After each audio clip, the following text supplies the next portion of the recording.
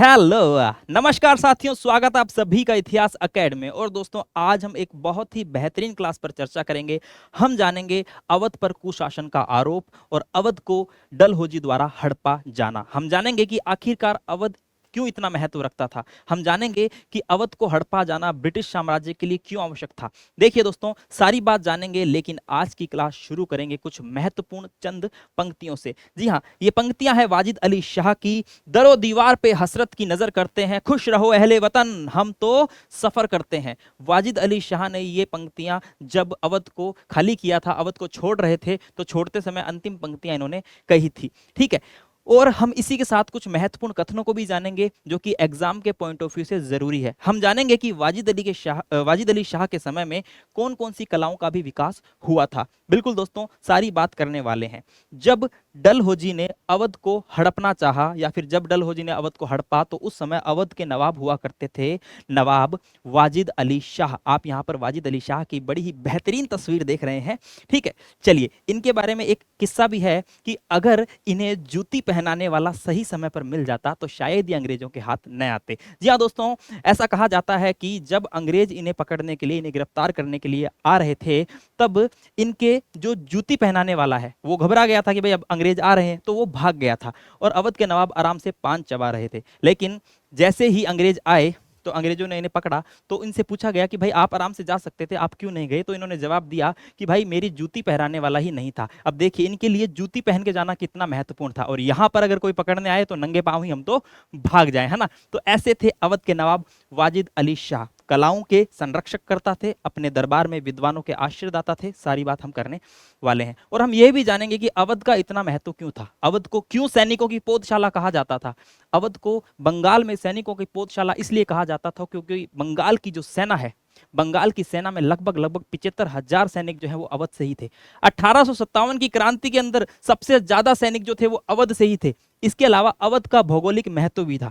इसके अलावा अवध के अंदर नील और कपास की खेती भी अच्छी होती थी। इन सब कारणों की वजह से डलहौजी को अवध जो है बिल्कुल भी स्वतंत्र होता हुआ नहीं पच रहा था, और डलहौजी चाहता था कि अवध को हड़पा जाए। अब अवध की जो स्थितियां हैं वह सारी अच्छी थी। डलहौजी अपनी हड़प नीति के तहत, व्यापक सिद्धांत के तहत जो है अलग अलग रियासतों को हड़प रहा था, और डलहौजी चाहता था कि अवध पर भी अधिकार किया जाए। लेकिन अधिकार कैसे करे। अवध का प्रशासन काफी अच्छा चल रहा था, कलाओं का विकास हो रहा था, लेकिन डलहौजी ने सोचा कि क्यों ना अवध पर कुशासन का आरोप लगाया जाए। डलहौजी ने फाइनली सिलीमैन को नियुक्त किया इस काम के लिए, लेकिन अंतिम रूप से जेम्स आउटरम की रिपोर्ट के तहत अवध को हड़प लिया गया। चलिए, तो सारी बात करेंगे, चलिए देखते हैं। आइए, अवध आपको यहाँ पर दिखाई दे रहा है, उत्तर प्रदेश का एक भाग है जो प्राचीन समय में कौशल, और हम कह सकते हैं फैजाबाद, और वर्तमान में अयोध्या वाला जो क्षेत्र है उसे हम कह सकते हैं। तो यहाँ पर आपको अवध की लोकेशन दिखाई दे रही है।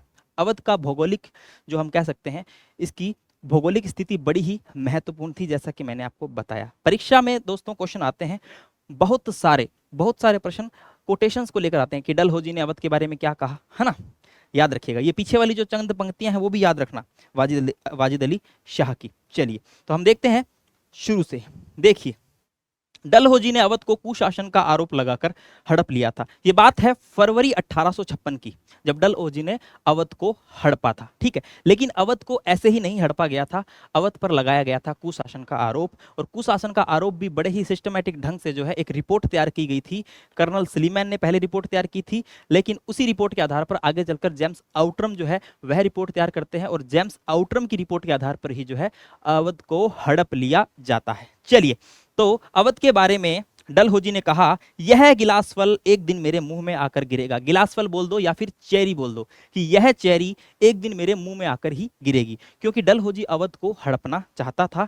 और हम यहाँ पर देख रहे हैं कि जो अवध है, अवध की जो जमीन है वह नील और कपास की खेती के लिए काफी ज्यादा उपजाऊ मानी जाती थी। और इस उपजाऊपन, क्योंकि दोस्तों आप सभी को पता है नकदी फसलें, है ना, ब्रिटिशर्स क्या करना चाहते थे भाई, वाणिज्यकरण करना चाहते थे कृषि का, है ना। वाणिज्यकरण के तहत क्या हुआ, वाणिज्यकरण के तहत हम देखते हैं कि जो खाद्यान्न है, हम कह सकते हैं जो खाने लायक जो अनाज है वह भी जो है नहीं पर्याप्त होता था, और अकाल जैसी स्थितियां बन गई थी। अंग्रेजों को तो व्यापार करना था, मुनाफा करना था, और अवध के अंदर जो है हम कह सकते हैं नील और कपास की खेती होती थी, काफी उपजाऊ जमीन थी नील और कपास की खेती के लिए।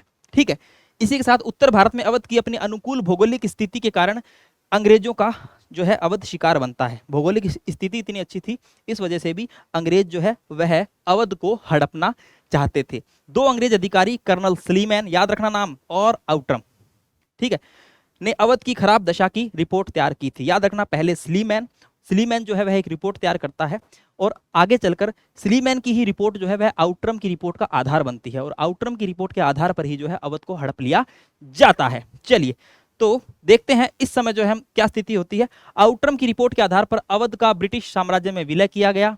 नवाब वाजिद अली शाह, याद रखना, नवाब वाजिद अली शाह को निर्वासित कर कलकत्ता के माटिया बुर्ज गार्डन में, ठीक है, माटिया बुर्ज गार्डन रिच भेज दिया गया। इंपॉर्टेंट है, याद रखिएगा, निर्वासित करके कहां भेजा गया था, याद रखना है ना। जैसे कि देखिए बहुत से लोगों को निर्वासित भोगना पड़ा, जैसे कि बहादुर शाह जफर, ठीक है, बहादुर शाह जफर जो है वह भी आप सभी को पता है, उन्हें भी रंगून भेज दिया गया था, बर्मा यानी म्यांमार भेज दिया गया था, लेकिन इन्हें जो है कलकत्ता के माटिया बुर्ज में ही भेजा गया था। ये जाते हैं और लास्ट में जाते जाते कुछ शब्द भी बोलते हैं जो कि मैंने आपको शुरू में स्लाइड पे दिखाए थे। याद रखना, इस जगह का एग्जाम में पूछ लिया जा सकता है।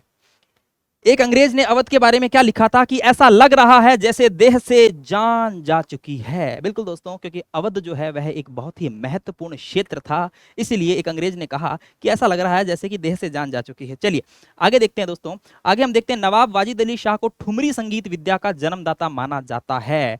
जब नवाब वाजिद अली शाह, ठीक है, खाली कर रहे थे अवध को, तब उन्होंने एक ठुमरी भी कुछ गाए थे गीत, जैसे कि उसकी लाइनें कुछ ऐसी, बाबुल मोरा नेहरा छूटा जाए, ऐसा करके कुछ ठुमरी गीत की कुछ पंक्तियां हैं, वो भी इन्हीं की है। तो हम देखते हैं कि जो ठुमरी संगीत है, ठुमरी संगीत के जन्मदाता माना जाते हैं और ये एग्जाम में पूछा जा सकता है।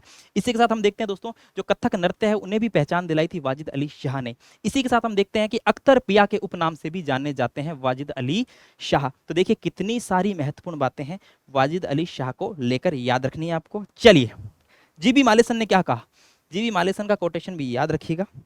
देखिए जीबी मालेसन ने लिखा है कि अवध को अंग्रेजी राज्य में मिलाए जाने और वहां पर नई पद्धति प्रारंभ किए जाने से मुस्लिम कुलीन तंत्र, सैनिक वर्ग, सिपाही और किसान सब अंग्रेजों के विरुद्ध हो गए और अवध असंतोष का केंद्र बन गया। जीबी मालेसन, ठीक है, याद रखिएगा, एग्जाम में आ सकता है।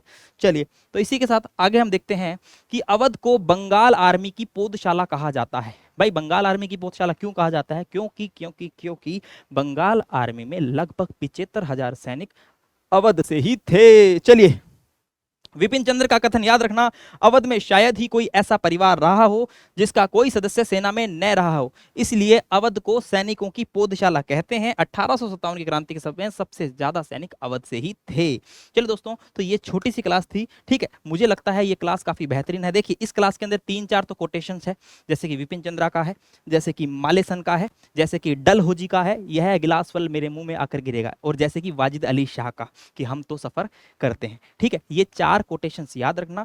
यह गिलास फल मेरे मुंह पर आकर गिरेगा, मेरे मुंह में आकर गिरेगा, यह आरपीएससी के पिछले साल जो परीक्षाएं हुई थी उसमें पूछा गया है। ठीक है, बहुत सारे एग्जामों में पूछा गया है, रीट में भी पूछा गया था। ठीक है, याद रखिएगा ना। वैसे कोई सब जानते हैं इसके बारे में, लेकिन जो नहीं जानता है याद रखना, डलहौजी ने अवध के बारे में कही थी, याद रखिएगा। इसी के साथ अख्तर पिया और ठुमरी संगीत, इसे भी आपको याद रखना है। इसी के साथ दोस्तों आपको याद रखना है कि वाजिद अली शाह को निर्वासित करके कहाँ भेजा गया था, तो माटिया बुर्ज यहाँ पर भेजा गया था। ठीक है, और जेम्स आउट्रम की रिपोर्ट के, है ना, स्लीमैन भी ऑप्शन में आएगा, लेकिन आपको याद रखना है कि जो अवध का विलय किया गया था वह आउट्रम की रिपोर्ट के तहत किया जाता है। ठीक है, 1856 के अंदर अवध पर लगाया जाता है कुशासन का आरोप। यह भी बहुत बार प्रश्न बनता है कि किस रियासत को कुशासन का आरोप लगाकर हड़पा गया था। चलिए दोस्तों, तो यह क्लास महत्वपूर्ण थी, है ना।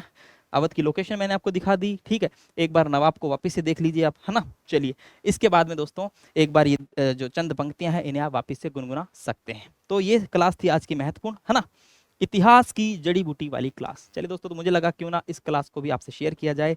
और दोस्तों जिसको भी हमारी क्लासेस अच्छी लग रही है तो यूट्यूब चैनल को क्या कीजिए, सब्सक्राइब कीजिए, नोटिफिकेशन बेल आइकन दबाइए, ताकि नए नए नोटिफिकेशन आप सभी को मिल सकें।